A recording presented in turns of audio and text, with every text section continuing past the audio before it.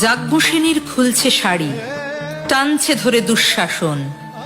দায় ছিল যার গর্জে ওঠার, নিচু মাথায় সে 5 জন। দুর্যোধনের নগ্ন উরু, ইঙ্গিতে তার ধর্ষকাম। হস্তিনাপুর দেখছে বসে, ধ্বস্ত হতে তার সুনাম। অন্ধ রাজা সিংহাসনে, আর্ত চেঁচান বৌমা তার। নিজের দলের নির্যাতনে সব রাজা হন নির্বিকার। কর্ণ বসে হাসছে হা হা, রাজার দলের লোক তো সে। শর্তবিহীন সমর্থনে তাবৎ আরাম সুখ বসে।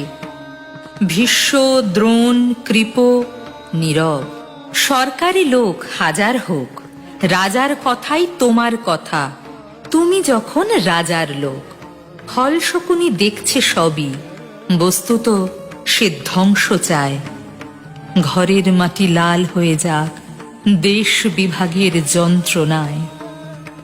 সুশীল সভায় ঘটছে যখন রাজ অপরাধ জঘন্য, তখনই তার বিরোধে চেঁচিয়ে ওঠেন বিকর্ণ।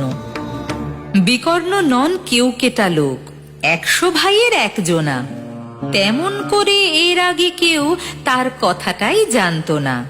যতুগৃহে কাড়েননি রা, অন্তত তা নেই লেখা। ভীমকে যখন বিষ খাওয়ালো, তখনও তার নেই দেখা।